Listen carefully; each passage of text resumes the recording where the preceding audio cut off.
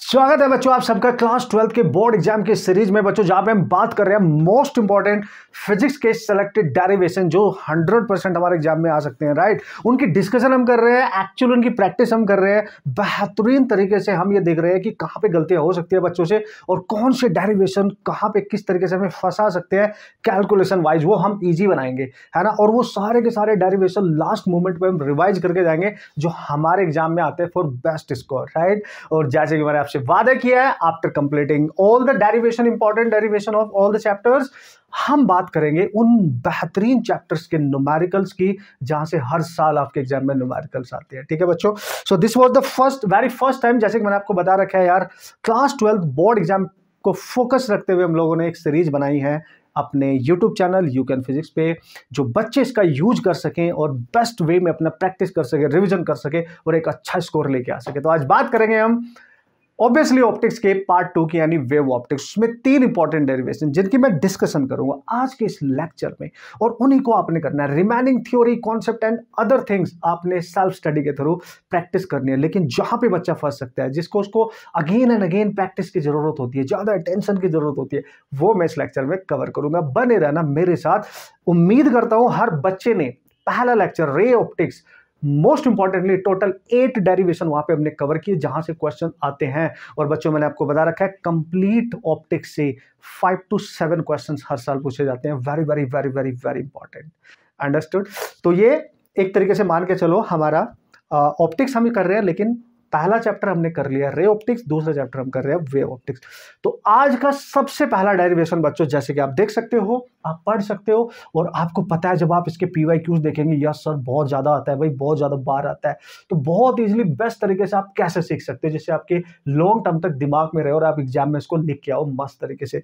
तो बच्चों using Huygens principle, obviously Huygens principle का आपने यूज करना है और स्नेल्स लॉ को प्रूव करना है। स्नेल्स लॉ या you can say law of refraction को वेव थ्योरी के अकॉर्डिंग प्रूफ करना है। मतलब हमें स्नेल्स लॉ का प्रूफ करना है, लॉ ऑफ रिफ्रैक्शन का प्रूफ करना है। वैसे तो लॉ ऑफ रिफ्लेक्शन भी पूछ सकता है, लेकिन बहुत छोटा है, आप उसको अपने दम पे रिवाइज करके कर सकते हो। जिसमें ज्यादा कैलकुलेशन है वो मैं कराऊंगा, जहां भूल जाते हो वो मैं कराऊंगा, ठीक है।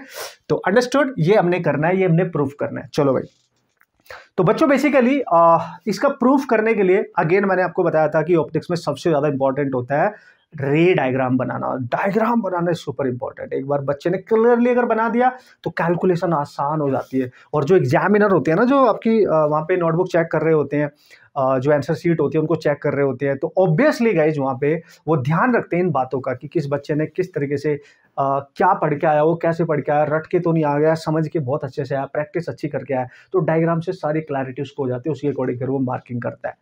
तो बी फोकस्ड, क्या बताने वालों, कैसे बताने वालों। बच्चों उसको प्रूफ करने के लिए हम 2 मीडियम लेंगे, चूंकि हमें रिफ्रैक्शन लॉ को प्रूफ करना है ऑब्वियसली।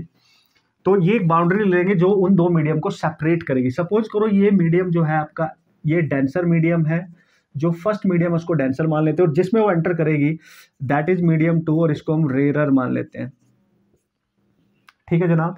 डेंसर का जो रिफ्रैक्टिव इंडेक्स है μ1 और इसका रिफ्रैक्टिव इंडेक्स में μ2 मान लेता हूं, ये तो क्लियर है। अब हम क्या करेंगे, 2 मीडियम को सेपरेट करने वाला जो इंटरफेस है, ये जो बाउंड्री है, इस पे प्लेन वेव फ्रंट इंसिडेंट कराएंगे। प्लेन वेव फ्रंट, ध्यान से फिर से सुनो, plane wave front, we have to take plane wave front, ठीक है। प्लेन वेव फ्रंट आपने यूज करना है, ठीक है, ठीक है। जितने भी आपके पॉइंट्स होते हैं, पार्टिकल्स होते हैं ना, उन सभी जो वाइब्रेट करते हैं सेम फेज में, उनका जो लोकस पॉइंट होता है, जितने भी पार्टिकल सेम फेज में वाइब्रेट कर रहे हैं, उनका जो लोकस पॉइंट होता है उसको वेव फ्रंट कहते हैं। ये तो आपको पता ही होगा, इतना तो आप पढ़ के जाएंगे ऑब्वियसली। वो थ्योरेटिकल सारे कंसेप्ट आपको पढ़ने हैं। व्हाट इज ह्यूजेंस प्रिंसिपल वो भी पढ़ना है, उसने क्या बताया था वो भी पढ़ना है, क्योंकि वो थ्योरी में आता है। ये हम डेरिवेशन कर रहे हैं उसका यूज करके, दैट्स व्हाई आपको पता होना चाहिए। तो बच्चों यहाँ पे जो वेव फ्रंट मैं यूज करूंगा कुछ इस तरीके से आएगा, वो आप ध्यान से देखेंगे। जैसे ये मेरा मार्कर है ना, इस तरीके से चल के आएगा, इस तरीके से, ठीक है। वेव फ्रंट आएगा एक पूरा का पूरा और इस तरीके से इस पे स्ट्राइक करेगा। आप देखोगे इस वेव फ्रंट का ये वाला एंड इस बाउंड्री पे पहले टच करेगा, ये दूर होगा, बिल्कुल ऐसे ही बनाना है। तो हम क्या करेंगे, एक रे की फॉर्म में ले लेते हैं कि एक रे आई, और जो रेज होती हैं बच्चों आप सबको पता है, वो जो कोई भी रे होगी, जो इंसिडेंट रेज होती है वो वेव फ्रंट के परपेंडिकुलर होती है। मतलब सर जो भी वेव फ्रंट होगा उसका ये एंड पहले इंसिडेंट कर जाएगा, तो वो ऐसे बनाना है। ये आपका incident wave front, this is, अगर मैं इसको नाम दे दूं ए और इसको नाम दे दूं बी, तो हम बोलेंगे ये जो मैंने सरफेस बनाया और ये जो रे है इनको कहेंगे incident ray.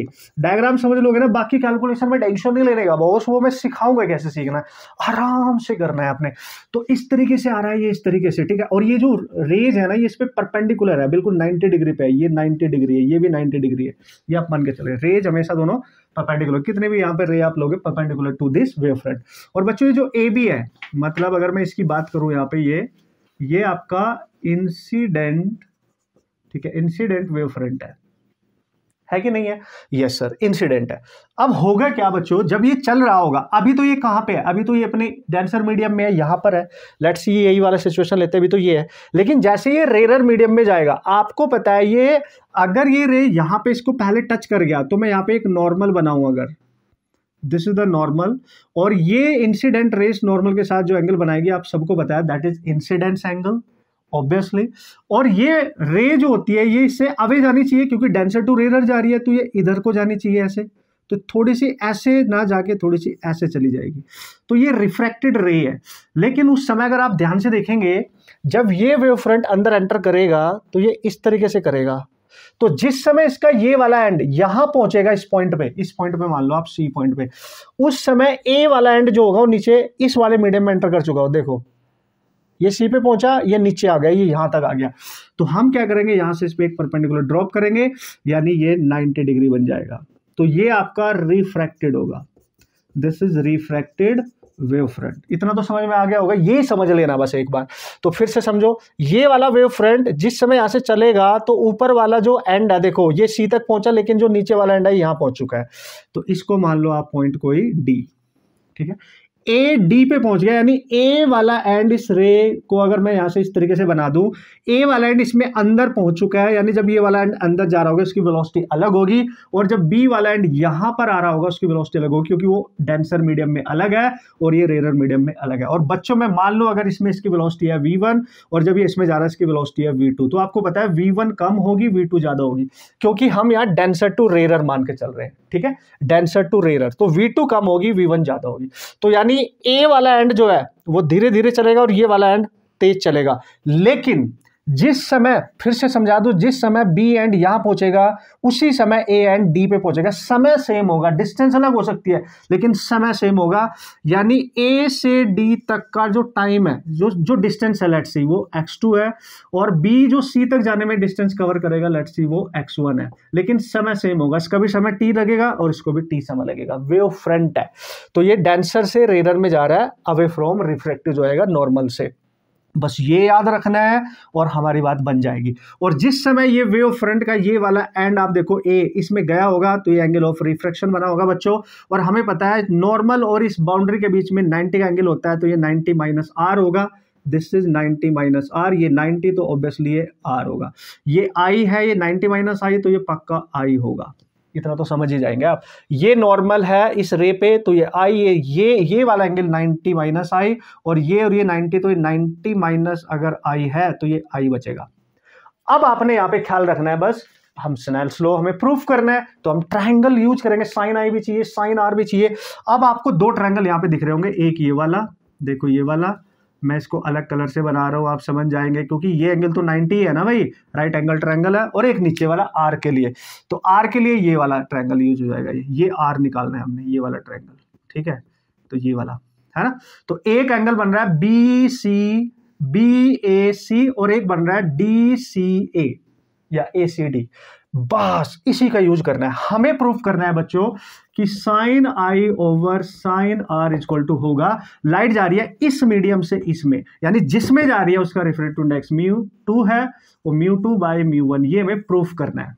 This is what we are to prove, क्योंकि लाइट डेंसर से रेरर में जा रही है और डेंसर का हमने μ1 माना है और रेरर का हमने μ2 माना, तो जिसमें एंटर करती है वो डिवाइड में जिससे आ रही है, रिलेटिव जिसको आप लिखते हो, ठीक है। ये हमें प्रूफ करना है, स्नेल्स लॉ प्रूफ करना है। ओके सर, पहले ये समझ आना चाहिए कि ये क्या हुआ, ठीक है। अब देखो, अब यूज करेंगे यूजिंग राइट एंगल ट्रायंगल बच्चों, दैट इज BAC, ए सी।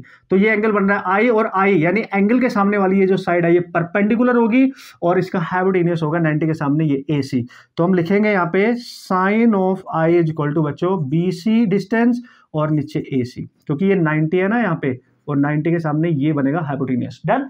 अब देखो बी सी आपको बताया ये डिस्टेंस बी से सी तक की कितनी मानी हमने, x1 और नीचे क्या आ गया ए सी एज इट इज रखना है।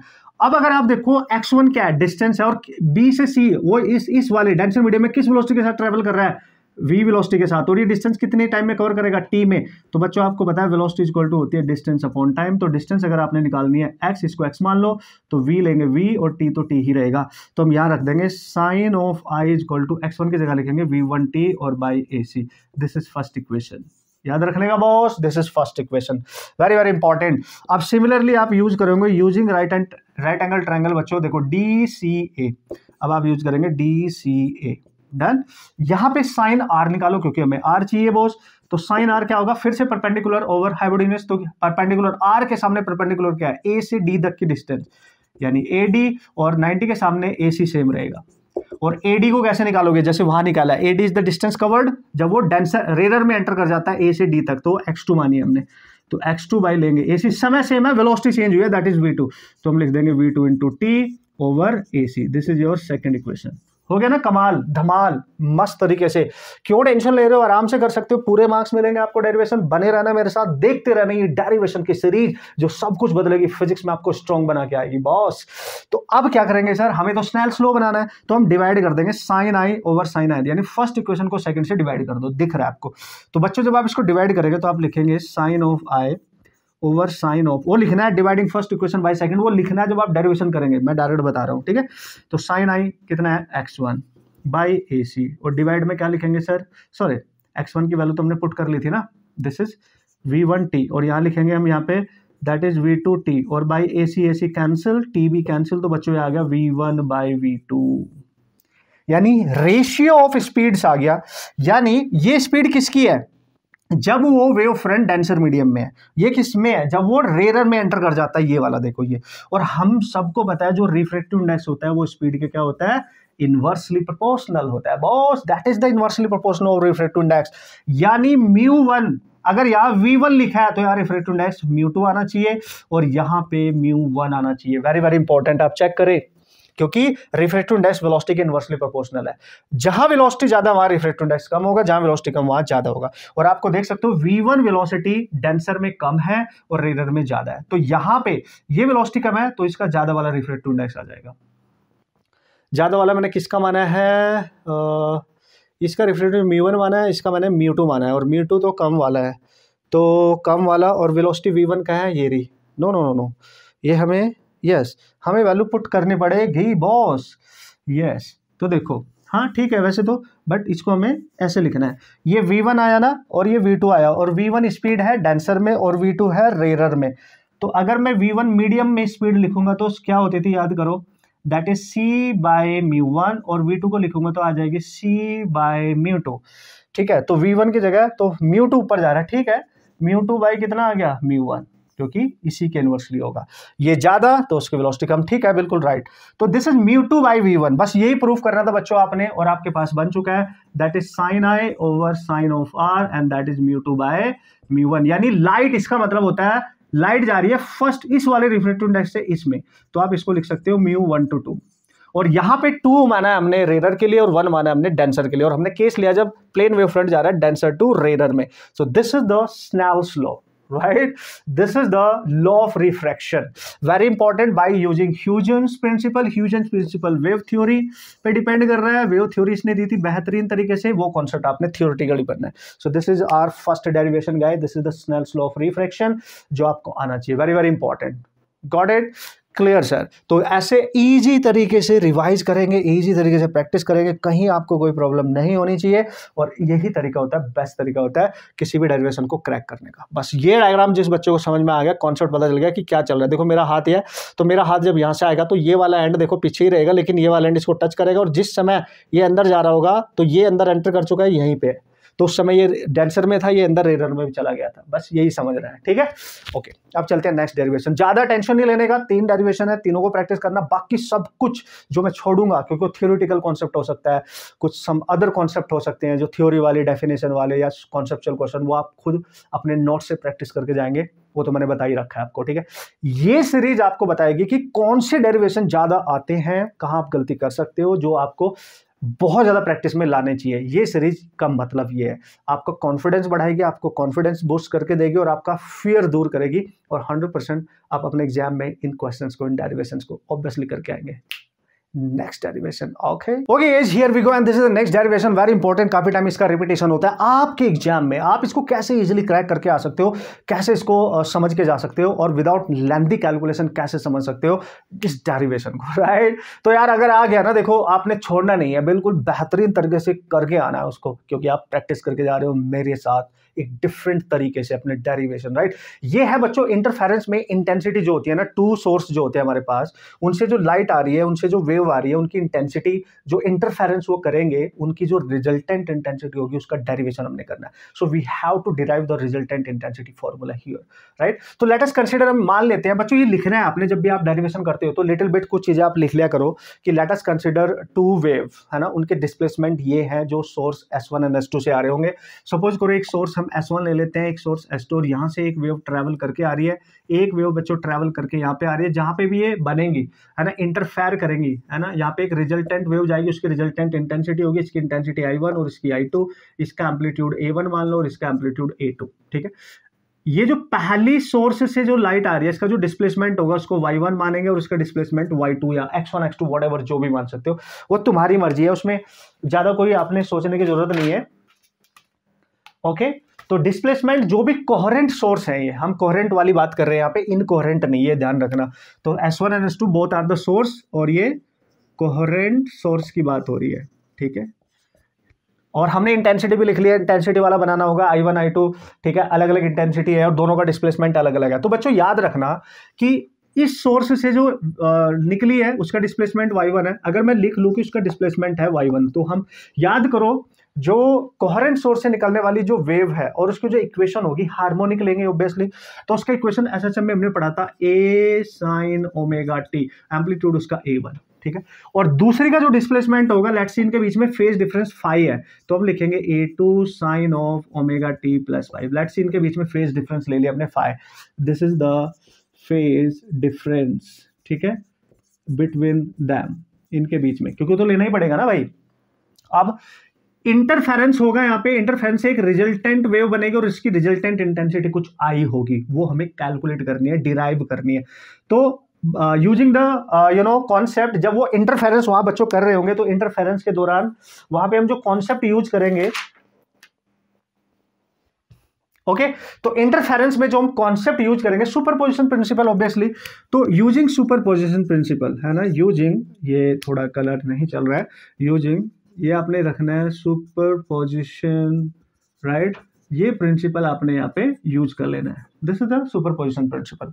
क्या मतलब है सर, एल्जेब्रिकली ऐड करेंगे तो नेट y जो आएगा इनका डिस्प्लेसमेंट, वो आएगा Y1 प्लस Y2, तो आप लिखेंगे that is A1 sine of omega T, plus इसका भी लिखेंगे A2 sine of omega T और प्लस 5। अब इसको इजी बनाने के लिए मैं आपको बता दूं बच्चों, इजी बनाने के लिए क्या करोगे, वैसे तो इससे भी सॉल्व कर सकते हो, बट इजी बनाने के लिए हम मान लेते हैं कि दोनों का एम्पलीट्यूड सेम है, A1 equal to A2 something A naught, मान लो A नॉट, ठीक है। हम मान लेंगे दोनों वेव का जो एम्पलीट्यूड है वो सेम ही है भाई, ठीक है। वैसे ही अगर एम्पलीट्यूड और इंटेंसिटी एम्पलीट्यूड पे डायरेक्टली डिपेंड करती है, तो हमें पता है जो इंटेंसिटी होती है लाइट के एम्पलीट्यूड के स्क्वायर के डायरेक्टली, ये आगे काम आएगा इसलिए पहले लिख लो, ठीक है। हमें रिजल्टेंट इंटेंसिटी चाहिए, तो अगर सर हमने ये मान लिया ना, तो जो रिजल्टेंट डिस्प्लेसमेंट होगा ना, देखो A नॉट तो बाहर आएगा, अंदर बचेगा बच्चों sine omega T plus sign of omega T plus 5, ये बचेगा देखो आपका, दिस इज। और आप सबको पता है ये साइन, इसको एंगल A मान लो, कुछ A क्या, इसको sine C plus sine D का फॉर्मूला आपने पढ़ा, उसको C मान लो और इस पूरे एंगल को आप D मान लो। तो अगर आपको याद हो sine C plus sine D, sine के दोनों फंक्शन अलग अलग एंगल के साथ प्लस में है, तो इनका क्या फॉर्मूला होता, तो ये फॉर्मूला बस आपको याद होगा, और इससे क्या होगा कि ये आसान बन जाएगा। ये क्वेश्चन थोड़ा सा आसान होगा आप लोगों के लिए ये वाला क्वेश्चन। अगर आप एम्पलीट्यूड को सेम मान के सॉल्व करोगे तो थोड़ा सा आसान हो जाएगा। तो sine C plus sine D का फॉर्मूला बच्चे होता है, जो मेडिकल वाले बच्चे वो बहुत ध्यान से देखेंगे क्योंकि आपको याद रखना पड़ेगा, नॉन मेडिकल को ऑब्वियसली याद होगा। तो 2 साइन ऑफ जो आपका एंगल है, दोनों एंगल उनका सम लो, सी प्लस डी और बाई 2 करो, और इनटू ये मल्टीप्लाई में है इसके साथ, तो मैं यहां लिख रहा हूं cos C minus D, difference वाला ले लेना है बस, ये मल्टीप्लाई में है, ध्यान रखना। तो 2 sine C plus D by 2 into cos C minus D by 2 ये लेना है, और इसको यहां अप्लाई करो। तो ठीक है बॉस, ये फॉर्मूला अब इसमें अप्लाई करना है हमने, ठीक है। तो कैसे अप्लाई करेंगे सर, देखो यहां से निकालेंगे, तो y is equal to A naught as it is बच्चों, ठीक है। अब साइन सी प्लस डी, यानी इस ओमेगा टी को सी मान लिया, इस पूरे को डी मान लिया, तो फॉर्मूला ये बताता है कि 2 लिखो पहले, तो 2 लिख लिया, फिर लिखो साइन, फिर सी प्लस डी लिखो, यानी दिस प्लस दिस, यानी ओमेगा टी प्लस फाइव और बाई पूरे का 2 इंटू कॉस लिखो, और कॉस में आएगा दिस माइनस दिस, यानी सी माइनस डी बाई 2, यानी ओमेगा टी, और जब इसको माइनस करोगे दोनों माइनस हो जाएंगे, ओमेगा टी माइनस 5 और बाई कितना 2। तो बच्चों इसको थोड़ा सा और सॉल्व कर लेंगे, तो 2 बाहर आ जाएगा, तो 2 8 नोट लिख लो, यहाँ बचेगा साइन, और ये बचेगा आपका 2 ओमेगा टी, और ये हो जाएगा 5 और ये हो जाएगा बाई 2, और इंटू बचेगा कॉस, और यहाँ ओमेगा टी कैंसिल, यहाँ माइनस 5/2 बचेगा, और कॉस में माइनस साइन फिर प्लस ही हो जाता है, तो आपको पता ही है, तो इसको हम प्लस मान लेंगे। तो ये इक्वेशन आपकी रिड्यूस हो जाएगी 2a0, और जो कॉस वाला है 5 इसमें बचा केवल, वो यहाँ लिख लो cos 5/2, वो ये लिख लिया आपने, इंटू यहाँ बचेगा sine of 2 omega T plus 5 और बाई 2। तो बच्चों ये रिजल्टेंट डिस्प्लेसमेंट बन गया इन दोनों कोहेरेंट सोर्स से आने वाली वेव की डिस्प्लेसमेंट का, ये रिजल्टेंट डिस्प्लेसमेंट बन गया, जिसमें ये वाला टर्म अगर आप देखो, ये ओमेगा टी वाला टर्म है, हार्मोनिक टर्म है। हम बता सकते हैं दोनों वेव जो मिलकर एक नई वेव बनाएंगी, उसका जो रिजल्टेंट डिस्प्लेसमेंट है वो भी एक हार्मोनिक वेव को रिप्रेजेंट कर रहा है, क्योंकि ये साइन का फंक्शन है, साइन की पावर 1 भी है और टी भी है, तो हार्मोनिक टर्म है। इसको छोड़कर जिसमें टी वाला टर्म है, ये जो बचा, ये इस रिजल्टेंट डिस्प्लेसमेंट का एम्पलीट्यूड कहलाएगा बच्चों, इसको कहेंगे हम एम्पलीट्यूड ऑफ रिजल्टेंट वेव। ये ध्यान रखना है, बस इतना ही सॉल्व करना है। This is the amplitude of resultant wave, very very important. इससे आसान हो गया, वरना A1 A2 को मान के करते हो तो बहुत लेंदी जाएगा ये। तो इस वाले टर्म को छोड़ के जिसमें ओमेगा टी है, ये जो भी बचेगा वो इसका एम्पलीट्यूड है। तो यहां पे देखो, अब आप हमें बताया, अगर हम इसको एम्पलीट्यूड मान ले, इसका ए मान लेता हूं मैं, ठीक है ए, तो ये आया 2a0 cos of 5/2। Okay great sir, ये एम्पलीट्यूड आ गया, और हमें तो इंटेंसिटी चाहिए भाई। और अभी सीखा हमने कि intensity, as we know that, जो इंटेंसिटी है आपकी वो क्या है, एम्पलीट्यूड के स्क्वायर के डायरेक्टली प्रोपोर्शनल। तो आई जो होगी रिजल्टेंट वो इस ए के स्क्वायर के डायरेक्टली प्रोपोर्शनल होगी, तो आई को हम लिखेंगे, जब इसका स्क्वायर करोगे तो 4a0 का स्क्वायर cos ऑफ स्क्वायर और 5/2। बच्चों ये बनेगा आपका रिजल्टेंट इंटेंसिटी का फॉर्मूला, रिजल्टेंट इंटेंसिटी का फॉर्मूला। और अगर मैं मान लूं इनकी दोनों इंटेंसिटी जो है, ये भी मैं इमेजिन कर लूं, है ना, वेयर मैं लिख सकता हूं कि जो a0 का स्क्वायर है वो किसी I0 के इक्वल होगा, अगर मैं मान लूं कि उनकी अलग अलग इंटेंसिटी किसी I0 इंटेंसिटी के कॉमनली इक्वल है। तो आप ये भी देख सकते हो कि इस a0 स्क्वायर की जगह मैं I0 लिख सकता हूं, और I आपका आ जाएगा 4I0 cos of square intensity के टर्म्स में 5/2। This is very important relation. और बच्चों ये पूरा रिलेशन जो होता है ना, 4 times of intensity of any individual wave intensity, इसको मैक्सिमम इंटेंसिटी भी कहते हैं। यानी इसकी जगह मैं ये भी लिख सकता हूं कि I max into cos of square 5/2। याद रखना आप, ये 4 टाइम I0 को हम I मैक्सिमम लिख सकते हैं, I maximum, this is your maximum intensity. तो ये रिजल्टेंट इंटेंसिटी है, मैक्सिमम इंटेंसिटी cos स्क्वायर 5, ये इसका रिलेशन होता है। ये कब है, जब हमने दोनों की इंटेंसिटी को इक्वल मान लिया, दोनों के एम्पलीट्यूड को इक्वल मान लिया है। अब आप बोलोगे सर अगर इनकी इंटेंसिटी इक्वल ना हो, एम्पलीट्यूड इक्वल ना हो, तो आप यहां लिख सकते हो, वहां पे if I1 is not equal to I2 and A1 is not equal to A2, तो बच्चों रिजल्टेंट इंटेंसिटी का फॉर्मूला ये आएगा I1 plus I2 plus 2 under root I1 I2 into cos 5, तब ये रिजल्टेंट फॉर्मूला आता है निकल के। आप ना यहीं तक प्रूफ कर देना, वो भी करेक्ट होगा, ये मान के अगर उनका एम्पलीट्यूड सेम है, क्योंकि वो बताएगा नहीं कि ये प्रूफ करो, अदरवाइज ये तो है ही आपके पास। This is your resultant intensity, इसी से ये बन जाएगा ये वाला फॉर्मूला। या ये इंटेंसिटी वाला, इसी से I1 I2 को I0 लिख देना, अपने आप आ जाएगा निकल के। Done, yes, very very important, this is how you can solve. बस आपको याद रखना है, पहली कोहेरेंट सोर्स से निकलने वाली वेव का डिस्प्लेसमेंट, दूसरी का, दोनों को ऐड करेंगे, A1 A2 का ज्यूम कर लेंगे, फिर sine C plus sine D का फॉर्मूला यूज कर लेंगे। Very important. एक चीज और बता दूं बच्चों, अगर किसी एग्जाम में वो स्पेसिफिक वे पे बोल के बोले कि भाई दो वेव है, इंटरफेयर कर रही हैं, इंटरफेरेंस हो रहा है और उनका डिस्प्लेसमेंट है A1 साइन की जगह कॉस दे दे, अगर दे दे A1 कॉस ओमेगा टी और यहां पे दे दे A2 cos omega T plus five, तो बच्चों सेम करना है एज इट इज। बस यहां पे आके जब आप करोगे तो यहां cos c plus cos d का फॉर्मूला यूज होगा, साइन नहीं आएगा, फिर cos c plus cos d का फॉर्मूला यूज करेंगे। और वो फॉर्मूला हर बच्चे को पता होना चाहिए कि cos c plus cos d का फॉर्मूला क्या होता है। तो जब cos c plus cos d आता है तो यहाँ cos ही लिखना है बस आपने, यहाँ साइन नहीं आएगा, cos c plus d by 2 और cos c minus d by 2, तो इसमें दोनों cos ही हो जाते हैं उस फॉर्मूले में, लेकिन पूरा डिराइव ऐसे ही होगा, याद रख लेंगे। जब cos c plus cos d आएगा तो cos c plus d by 2 और cos c minus d by 2 ही रहेगा, साइन नहीं आएगा फिर उस फॉर्मूले में।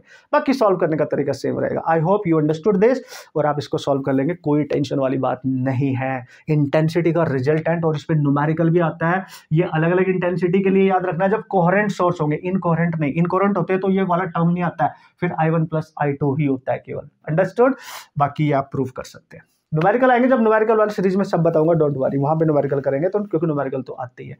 लास्ट डेरिवेशन इस चैप्टर का, और इतना ही करना है, बाकी जितने भी थियोरेटिकल कॉन्सेप्ट है सब याद करके जाने हैं, रिवाइज करके जाने हैं, वो तो आप कर ही रहे हैं ना ऑब्वियसली। लेकिन जहाँ फंस सकते हैं, कैलकुलेशन आपके लिए टफ हो जाती है, समझ में नहीं आया होगा स्कूल टाइम पे जब आप पढ़ाई कर रहे होंगे, तो यहाँ पे आपने बेस्ट वे में नोट्स बनाने हैं, रिविजन करना है अल्टीमेट तरीके। Okay, here we go. Okay guys, here we go, and this is next and most important, your favorite Young's double slit experiment, right?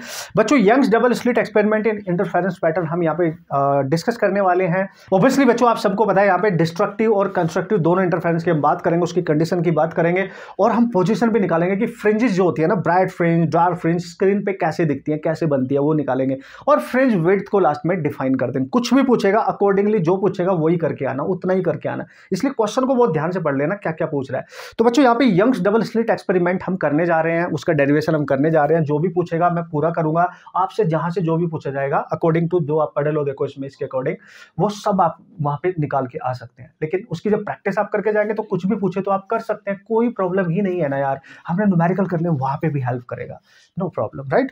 तो हम मान लेते हैं बच्चों कि हमारे पास एक मोनोक्रोमेटिक सोर्स ऑफ लाइट है।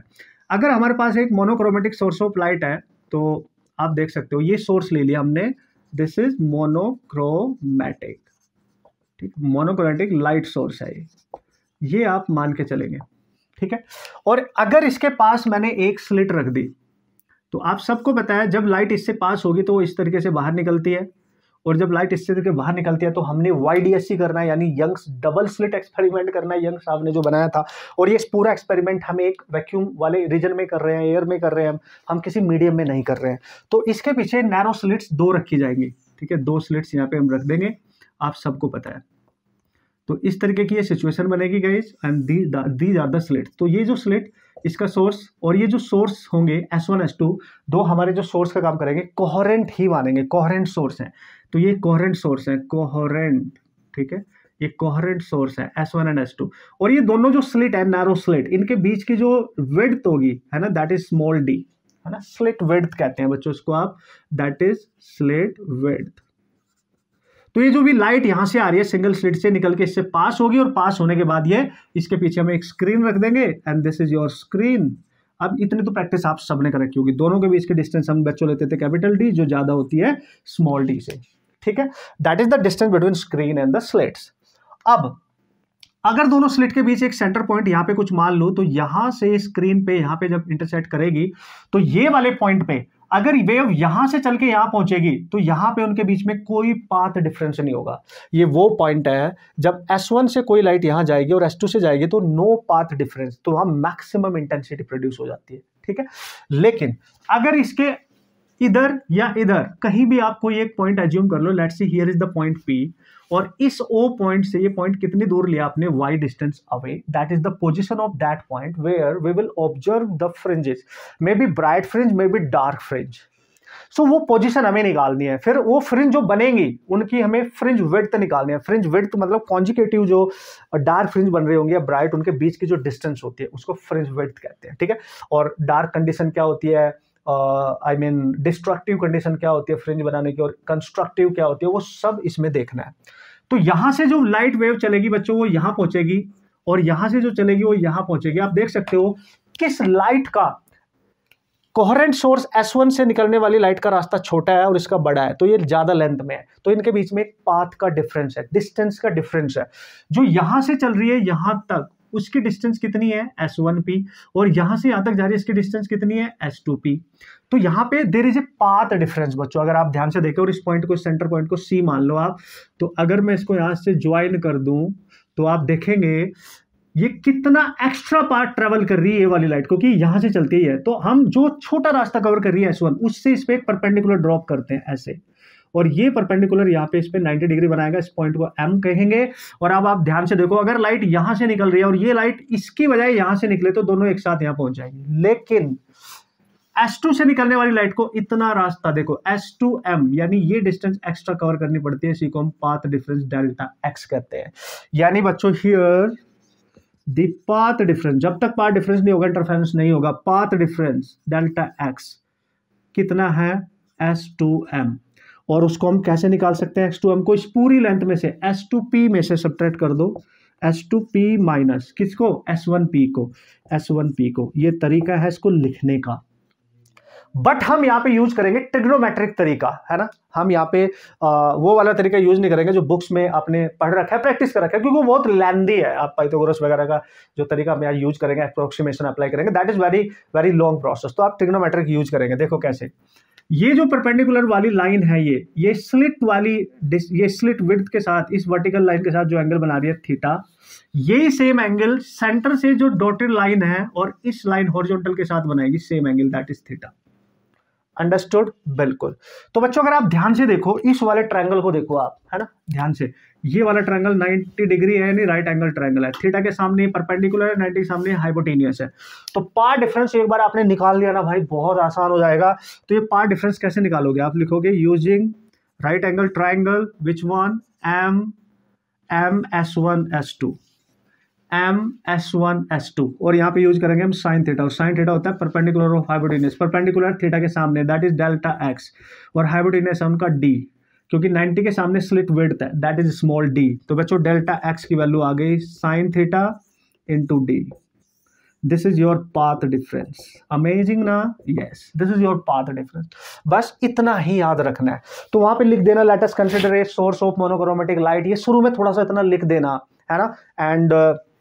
And two slits of width small d are kept behind the single slit, ये सिंगल स्लिट है आपकी, and a screen is placed capital D, यानी d distance away from these two slits. बस फिर start कर देना जैसे मैं कर रहा हूँ वैसे ही, कि पार्ट, ये पहले डायग्राम बनाना बेस्ट तरीके से, फिर ये स्टार्ट करना।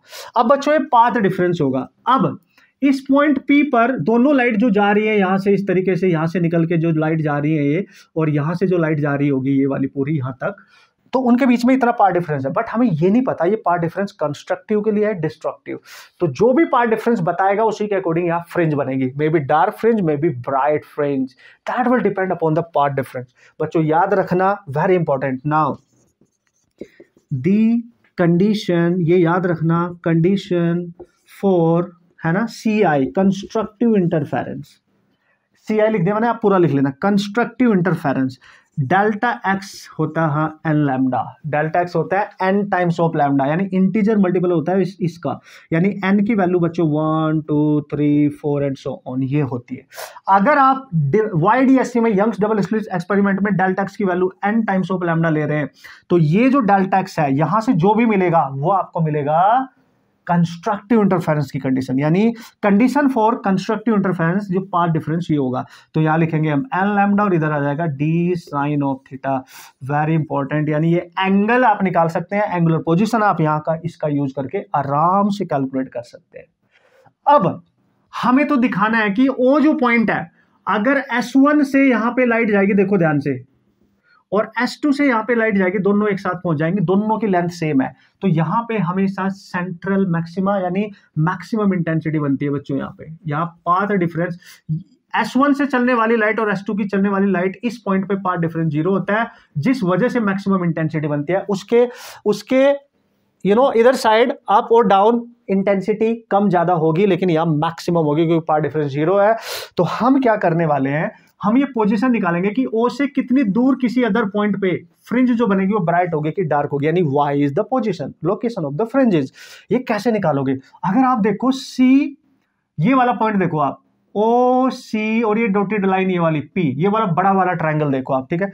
तो हम यूज करेंगे यूजिंग ट्राइंगल, कौन सा ट्राइंगल यूज कर रहे हैं आप, OCP। तो बच्चों उसमें tan थीटा निकालो, tan थीटा आएगा, देखो ये बड़े वाले में ये है, देखो थीटा और इसके सामने वाले P से C तक परपेंडिकुलर और ये पूरा बेस, tan थीटा आएगा PO बाय बेस आएगा OC, और PO है Y और बेस है उसका कैपिटल D, C से लेके O ये है कैपिटल D डिस्टेंस, ठीक है। यहाँ से Y निकाल लो, और हम ये मान के चले अगर थीटा स्मॉल एंगल्स है यहाँ पे, तो for theta is very small, अगर हम ये मान लें तो tan थीटा को हम थीटा मान सकते हैं, तो थीटा आ जाएगा आपका Y बाई डी, और यहां से आप Y निकाल लो, दैट इज डी थीटा बस। और थीटा को चूंकि स्मॉल माना है तो देखो ये बन गया Y और Y बन गया D into theta, this is the equation. अब थीटा की वैल्यू इससे आप निकाल सकते हो, इसको आप फर्स्ट इक्वेशन मान के चलो और इसको आप सेकेंड इक्वेशन मान के चलो, this is your second equation, ठीक है। सो नाउ यहां पे आप लिखेंगे now from L lambda is equal to D, क्योंकि इंटू थीटा, क्योंकि साइन थीटा को आपने थीटा से रिप्लेस करना है स्मॉल एंगल के लिए, और बच्चों थीटा की वैल्यू आ जाएगी L lambda upon small D, और ये थीटा यहां लिखोगे तो आपकी y इज इक्वल टू आ जाएगी D N lambda by small D, this is the position, क्योंकि आपने डेल्टा एक्स को रिप्लेस किया एन लैम्डा से, and that is the condition of bright fringes, that is the condition of constructive interference. तो जो position आई है ये bright fringe के लिए आई है, this is the position of bright fringe, D N lambda by small D, bright fringe बनेगी इस पॉइंट पे अगर उनका पाथ डिफरेंस ये होगा। ये प्रूफ करना है, यहां तक ये प्रूफ करना है आपने, पहला फेज आ गया आपका, ये डन, पोजीशन ऑफ ब्राइट फ्रिंजेस बच्चों। लेकिन अगर आपने पाथ डिफरेंस ले लिया delta x is equal to 2n minus 1 lambda by 2, तो this path difference is if this then destructive interference will occur. तो ये फॉर्मूला जो पाथ डिफरेंस का होता है डिस्ट्रक्टिव इंटरफेरेंस यानी डार्क फ्रिंजेस का होता है, तो ये डार्क फ्रिंजेस के लिए यूज करना है। तब आपका क्या बन जाएगा, डेल्टा एक्स, यहां पे आप डेल्टा एक्स की जगह क्या लिखेंगे, 2n माइनस 1 लैम्डा बाई 2 लिखेंगे, फिर आपका y वाले में यहां पे पुट कर देंगे, एंड सिमिलरली आपका y आ जाएगा डार्क फ्रिंज के लिए बच्चों, then 2n minus 1 lambda capital D by 2D, क्योंकि यहाँ 2 भी है, तब ये पोजीशन बनेगी डार्क फ्रिंजेस की, this is for dark fringes. Yes, इतना प्रूफ करना पड़ेगा आपको, ठीक है। कंडीशन भी पता चल गई, what is the condition for bright fringe n lambda path difference, what is the condition for dark fringe 2n minus 1 lambda by 2, और रिमेंबर जब आपने यहां लिखा है 2n माइनस 1 तो n will start from 1 2 3 4 and so on, लेकिन अगर किसी बच्चे ने प्लस लिखा होता तो n 0 से स्टार्ट करना है, 0 से। कूल सर, बढ़िया सर, मस्त सर, ठीक है। और बच्चों जो स्क्रीन पे फ्रिंजेस दिखाई देंगे, जैसे ये मैक्सिमा, फिर यहाँ पे एक मिनिमम बन जाएगा, फिर एक मैक्सिमा बन जाएगा, फिर एक मिनिमा बन जाएगा, फिर एक मैक्सिमा, आप सबको पता है अल्टरनेट फ्रिंजेस बनती है, डार्क ब्राइट। और चलो थोड़ा सा स्पेस है, बता देता हूं, लास्ट पार्ट इसका फ्रिंज विड्थ भी अगर पूछ ले तो ये लिखना है आपने कि व्हाट इज फ्रिंज विड्थ, इसको बीटा से डिनोट करते हैं। क्या है fringe width? Fringe width is the distance between two consecutive dark fringes और ब्राइट फ्रिंजेस, लगातार बनने वाली दो ब्राइट फ्रिंज के बीच की डिस्टेंस, ये लिखना है वहां पे कि fringe width is defined as the distance between two consecutive bright fringes और डार्क फ्रिंज, ये लिखना है, उसके बाद आप इसको निकाल सकते हो। अब देखो, अगर आप ब्राइट फ्रिंज के बीच की डिस्टेंस निकालोगे तो हम लिखेंगे बीटा, देखो यहाँ पे अगर एन की वैल्यू मैं 1 पुट करूँ तो D lambda by small D आएगा, D lambda by small D आ जाएगा कि नहीं, यस। और अगर 2 लिखूंगा तो यहाँ 2 टाइम्स हो जाएगा, तो उनके बीच की डिस्टेंस होगी, यानी मैं लिखूंगा y2 माइनस y1, पहले वाली दूसरे वाली, तो y2 आएगी 2 लैम्डा डी बाई डी, और ये आएगी लैम्डा डी बाय डी, तो ये सॉल्व होके कितना आएगा बच्चों, that is lambda capital D by D. तो this is your fringe width formula, और ये n पे डिपेंड नहीं कर रहा, लैम्डा पे डिपेंड कर रहा है, d पे डिपेंड कर रहा है, स्मॉल d पे डिपेंड कर रहा है, दिस इज फ्रिंज विड्थ। अब चाहे डार्क के लिए निकालो चाहे ब्राइट के लिए, दोनों के लिए सेम आएंगे, this is the expression, this is the mathematical formula, और इसी तरीके से आपने इसको सॉल्व करना है। बढ़िया तरीके से। आपके सामने पूरा डेरिवेशन आपको आता भी है, बेस्ट तरीके से रिवीजन भी हो गया, और कहाँ पे क्या पूछा जा सकता है वो सब कुछ पता चल रहा है। ठीक है बच्चों, उम्मीद करता हूँ आपको समझ आ गया होगा। आप इसको बढ़िया प्रैक्टिस करेंगे और अगर एग्जाम में आ गया तो फोड़ के आएंगे मस्त तरीके से। वेव ऑप्टिक्स के ये बेस्ट से डेरिवेशन, बाकी सब आप रिवाइज करके जा रहे हैं ऑब्वियसली, जो आप घर पे प्रैक्टिस कर रहे हैं। जहां फंस सकते हो, जो लेंदी हो सकता है, वो मेरे थ्रू फिर से आपने सीख लिया, एक बेस्ट तरीके से रिविजन कर लिया। ये हमारा टारगेट है क्लास 12 बोर्ड एग्जाम के हर उस बच्चे के लिए जो फिजिक्स में औसम स्कोर करना चाहता है। और वेट फॉर नेक्स्ट वन कि भाई आपको न्यूमेरिकल भी दूंगा, you don't worry, complete package मिलेगा। और जो थियोरेटिकल कॉन्सेप्ट होते हैं, डेफिनेशन वाले होते हैं और भी लिखने वाले होते हैं, वो आप घर पे प्रैक्टिस करते रहेंगे। PYQs को जरूर फॉलो करना, उससे आपको लॉट ऑफ हेल्प मिलेगी। बच्चों एक चीज का ध्यान रखना है, डेल्टा एक्स एंड लैम्डा जब आप पुट करोगे फॉर कंस्ट्रक्टिव इंटरफेरेंस तो n will start from, that is from 0, है ना। 0 पे आपको ये मैक्सिमम इंटेंसिटी वाला केस मिलेगा, ठीक है। 1 पे आपकी फर्स्ट आपकी मिलेगी ब्राइट फ्रिंज, सेकंड पे सेकंड ब्राइट फ्रिंज आपको, ये ध्यान रखना boss, right, that is my mistake. तो ये ध्यान रखना है। तो जब ये फ्रिंज विड्थ हम यहाँ पे कैलकुलेट कर रहे हैं, obviously that is the fringe width, तो यहाँ पे मैंने n1 लिया, यानी फर्स्ट और सेकंड के बीच में कर लिया। चलो हमने 0 वाली नहीं लिया तो फ्रिंज विड्थ तो सेम ही आएगा, उसमें no problem, but here the n will start from 0 और ये आपका जो डिस्ट्रक्टिव है that will start from 1, no problem at all. तो इस बात का आपने ख्याल रखना है, ठीक है बच्चों।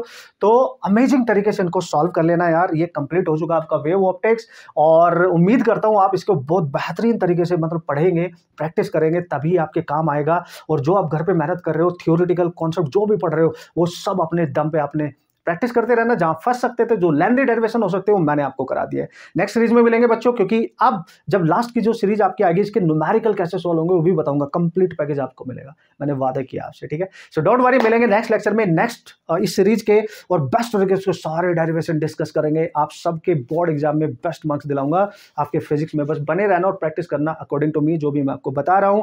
और आपके जो एग्जाम में डेरिवेशन आएंगे ना, और जो न्यूमेरिकल, वो तो आई गारंटी आप बहुत औसम करने वाले हैं। जो थियोरेटिकल कॉन्सेप्ट है, जो लिखने वाले कॉन्सेप्ट है, वो ऑब्वियसली वो सेल्फ स्टडी में आपके चले ही हैं, आप घर पे उनको प्रैक्टिस करते रहेंगे। ओके बच्चों, टेक केयर, हंसते रहना, प्रैक्टिस करते रहना, और बिल्कुल भी स्ट्रेस मत लेना, बस मेहनत करना, इस सीरीज को फॉलो करना, नोट्स प्रॉपर बनाना, तभी काम आएगा और 100% आपका कॉन्फिडेंस बढ़ेगा इस सीरीज में।